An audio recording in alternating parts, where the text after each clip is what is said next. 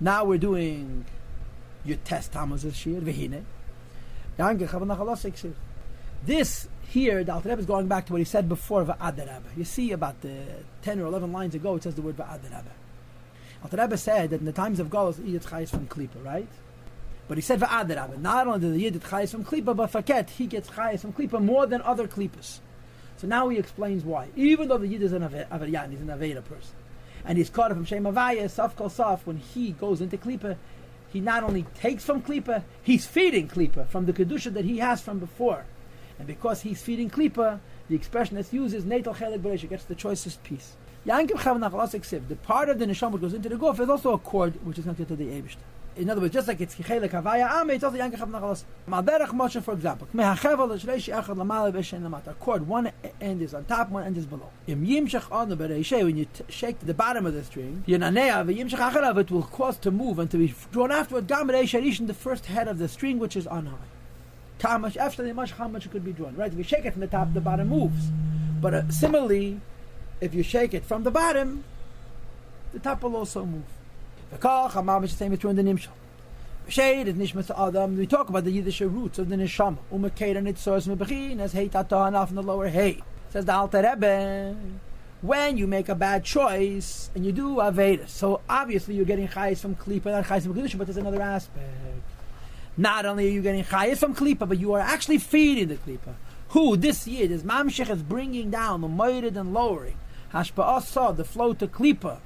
To Klipa, the Maisav Arav, through his bad deeds, or Machshvesav and his bad thoughts, at Tech, to the inside of the Echolas HaSiteracha, the chambers of Klipa V'yocha, so to speak, Shamisham, that from there, Mekabel, Machshvesav, Maisav, the Chayes for his bad thoughts and his bad deeds come from Klipa. Since the Yid is the one who's giving Chayes to Klipa, since he comes from Kedusha originally, he gets the portion of Klipa first. Vidal it's self-understood. It's explained by Arichas in Kuntas Amayna and another place. This is a whole different word. In the times of the Beis HaMikdash, we get from Shem Avaya. We do Karas, that's it. Times of Gauls, since we Shechina fell, we get Chayes from Klipa. But moreover, we are actually feeding the Klipa because of yesterday's mitzvahs and last week's mitzvahs and last year's mitzvahs and Chosavas mitzvahs. So we're actually feeding the Klipa. So not only are we getting Chayes from Klipa, we get it first.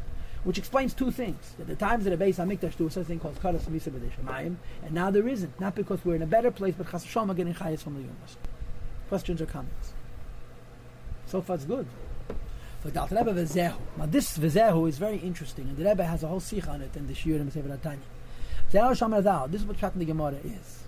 And the way you have to read it is V'Zehu Shamazal means, nevertheless the Gemara says, even though that a Yid in times of Galus gets Chayes from Klipa, and even though in times of Galus Faket, he's Neitel Chelik Beresh, gets Chayes first because he's Mashpia to Klipa, V'Zehu Shamazal.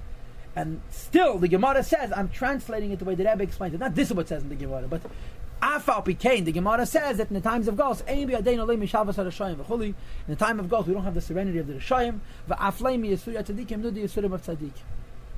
What be a Deinu Dafka in our hands claim a Bezman Galus Achar Churban in the times of Galus after the Churban. That even after the Churban, when we're getting Chayes from Klipa, still there's not Mishavas at Rishayim. The Rebbe says, why not? Oh, what's that? Mishavas means the serenity of a Rosh. But a Yid in Galus does not have the peace that the Rishayim have in Elam Hazeh. A Yid who does Avedis does not have peace in this world like a Rosh has in this world. And of course the Kasha is, the whole idea is that in time of Galus we're getting Chayes from Klipa. If we're getting Chayes from Klipa and Faket, we're Neitel Chelik Bereish, we get first from Klipa, so we should say we do have Shalvas HaRishayim. Why does it say Ein Lodim Shalvas HaRishayim, that even in Galus we don't have the peace of the Rishayim? And the Gemara says that Yidden who do Avedis, even in Galus, nevertheless they don't have Mishavas HaRishayim. Even though L'cha'ira, they should have Shalvas HaRishayim. Why? They're getting Chayes from Klipa. And since they're feeding Klipa, they should be Neitel Chelik Bereish, they should get the first chunk of Klipa, so they should have Shalvas HaRishayim. In other words, the way you read these words, V'Zehu Shamazal, is V'Afal Pikein Amazal. Nevertheless, the Gemara says, even though a Yid in Galus is A, getting Chayes from Klipa, B, he's the one feeding the Klipa, and therefore C, he gets the first piece of Klipa, still, there's no Shavas HaRishayim by Yidin in this world. Why not? The Rebbe says 2 points. Okay? First of all, not such big Rishayim to be destroyed. What's the Pshat Shavas HaRishayim? Shavas HaRishayim means the Eibush gives a Rasha goodness in this world, so he should be cut off. A Yid in time of Galus, even though he's like a cut off from the Eibush and he's taking chayes from klipa, and he's mashpiyat the klipa the chelik bereish. He's not so bad that he should be cut off from the Eibishter altogether, and therefore he doesn't have Shabbos Hashem. Hashem doesn't give him the peace in Golos, so he should be killed completely. You understand? That's one point that the Rebbe says. The second point that the Rebbe says is that even the Shoyim have good deeds. The Shoyim also have Maisim Tevim. The Alter Rebbe said before, Ha'admu bal b'chira, Mekabal hashpa'aseh mechal z'terachem mechal z'kedush. So even a Yid in Golos, who's a Rosh, Mekabal chayis from the Yuma, he also does mitzvahs. And because of the mitzvahs that he has, for that reason also, Eim b'yadeinu leimi Shabbos HaRashayim. The Chayre in Golos, we should have the epitome of Shabbos HaRashayim, because we're getting chayis from Klippa, and because Eibishter wants to cut us off, like he gives a Rasha to cut us off. So he says both things. First of all, we have some Zechusim, and therefore we don't have Shabbos HaRashayim. Second of all, the Rishayim of today are not the Rishayim like they were in the time of the Beis HaMikdash, when there was Taka Karas and Misi B'dei Shemayim, we're lesser Rishayim, and therefore even though we do Avedis, we don't get Karas, get cut off from Eibishter completely. So therefore in times of goals, we have no Shabbos HaRashayim. So again, the way you have to read, they were bigger Rishayim and bigger Tzaddikim. So the way you read is V'zel Sh'amar Zal, V'afal Pikein Amar Zal. Even though we're in Golos, we're getting Chayes from Klippa, there's two reasons we don't have Shabbos HaRashayim. A, we have Schusim, which prevent us getting Shabbos HaRashayim. B, even our Rishis is not so bad. And the Alter Rebbe concludes, V'zui B'chinas Golos HaShchina. This is the concept of the Shchina being in Golos, V'yachol, Ha'ashpiyah Le'echaz, to say to the Achret, to give a flow of life to Klippa, which the Eibishter hates. So think about the difference between the time of the Beis HaMikdash and now. Time of the Beis HaMikdash, you did not Veda, you cut yourself off from the Eibishter. Finished, you die. If it's not Kodesh, it's small pgan. In times of Golos, an Aveda takes a Lakus and puts it in Klippa.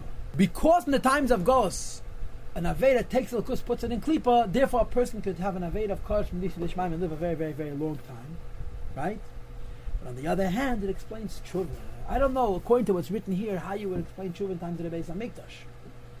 Because his Mashmah says Tshuva means Toshuv Hay. You want to return the Hay to its rightful place. When is the Hay moving? Dafke in Zman HaGolos. The Mashmah says that in Zman HaBayis there was no, the Hay didn't move. You didn't Aveda, you cut yourself off. In times of Golos, when you do an Aveda, you're cutting the Hay off. The Chayes Eliki is going into Golos. And now begins the Zehu. Oh, wait. When you does Tshuva. Now before we go to this, let's go back and revisit from the beginning of Perek Dalet. What do we learn in Perek Dalet? The Tshuva means Toshuv Hay. Toshuv Hay doesn't only mean that I tell Hashem I'm not going to do any more Avedas, but I return to the Eibishter his Hay. And there's two Hays. There's the lower Hay, which is connected to Ma'aseh Mitzvahs, and the higher Hay, which is connected to the Choch, the Seichel, and the Midas of Yiddishkeit, like I mentioned to you when we learned this year in the beginning of Perek Dalet, right? We also asked, how do you explain Kodesh? So Kodesh is Dafka in time of the Beis HaMikdash, right? Time of the Beis HaMikdash, Yidden got Chayas Dafka from Chelik Havaya Amei. The way Havaya is connected to Lakus. So either Havaya comes into your guf, or if Havaya is cut off, the person dies. In times of Golos, the Havaya goes into Golos, the lower Hay goes into Golos. And therefore you could live much, much longer. So we explained the two basic points. What it means, Chelik Havaya Amei. Right? And Yidden Chayas Hashem Havaya. What it means, Kodesh, since we get Chayes Hashem Havaya, we do an Aveda, we separate ourselves from Shem Havaya. In the times of Golos, it's not that we're cutting ourselves off from Shem Havaya, we're sending the Hay of Havaya into Golos. And this leads us to Tshuva. Now I'm wondering out loud, according to this, what would be Tshuva in this man of the Beis HaMikdash, and I don't know. But in the times of Golos, that Aveda means you're taking, not you're cutting yourself off from the Eibishter, you're cutting off the Hay of Shem Havaya from Elikus, and putting it into Golos, we understand the concept of Tshuva al derech haseid. You ready? When a person does a proper tshuva, now I want you to know tshuva nechayin is mentioned in Tanya Perek Zayin, and that's not tshuva yelo. Tshuva nechayin is a proper tshuva tatoah. As I saw that, misalek mehem hashpor. Tshuva nechayin is a lot more than a diva sachet. Tshuva nechayin is kishmash alamita that takes away avin zera levatola. Look in Perek Zayin. As I saw that, misalek mehem hashpor, you take away the chayas of kedusha which has gone into Golos. Which you drew down from Chelik Havaya Amei into Golos, into your actions, and into your thoughts, and into the fact that a Yid feeds Klipa and Neitel Chelik Bereish. When you do Tshuva Machser, you're bringing back Hashpas Hashchina, the flow of the Shchina, came into its appropriate place. In other words, when you do Tshuva, you're taking out of Golos the Shem Havaya which went into Golos. In the times of the Beis HaMikdash, Havaya doesn't go into Golos, the person does Aveda, he cuts himself off. In times of Golos, he does an Aveda. Right? The Havaya goes into Golos. Tshuva brings the Hay back to its right place. Zehu Tashuv Hei Tata. The lower hay should return. Mebechinas goes from its golos with the Yiddish Avedis. When Shekosov, the Pasuk says, "V'shav Havaya Lekecha Es Shavuscha," that Havaya Lekecha helps us return. But the Gemara says that what is the meaning of the word He returns Es Shavuscha? It should say V'heishav Hashem Lekecha Shavuscha. Why does it say V'shav? So the Gemara says, claim it Im Shavuscha, that Hashem comes back from golos along with us. Well, the Gemara says V'heishav Lei now. It doesn't say that Hashem returns us, that V'shav He returns with us V'chuli and so forth. This is the Pshat Tshuva, returning the hay to its appropriate place. So it's mashma from this that Dafka in times of golos, then there could be a much more negative spiritual situation, but there could also be touch of hay to bring the Lakus back to its appropriate place. So we've gone full circle. Okay, we've gone full circle.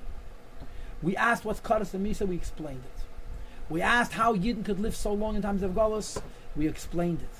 And we explained, it seems to me, that the Ikirin of Tshuva is Taka in Zman HaGolos, because then there could be an union from Golos HaShechina. And what is Tshuva? Bringing back to Hashemliness, bringing back to Shem Havaya, the Elokus of Shem Havaya, which we exiled. And now begins Tshuva. In other words, Pedek Dalid, Hey and Vav, explain to us Golos HaShechina, right? Because every Chelek Shem Havaya, therefore Havaya can go into Golos. And Pedek Zayin is going to, and the last 5 lines of Pedek Vav, and then the next Pedakam are going to say Tosh of Hey, to take the Shechina out of Golos. Is that clear? Doesn't Golos itself exile Hashem? Yes, but it's mipnei chata'enu galim yatzei. Yeah, so when a person does an avera, it's mana Golos. He's enhancing it. He's making it worse. When a yid does tshuva, he's bringing the hay back to its appropriate place. Again, but the shaila is, what would have been tshuva in this mana bias? I don't know. Okay. You can say there was no displacing the. In times mana bias, if you did an avera karas, you killed yourself. If you did a lesser avera, you made a pagam on yourself, and I don't know. Okay.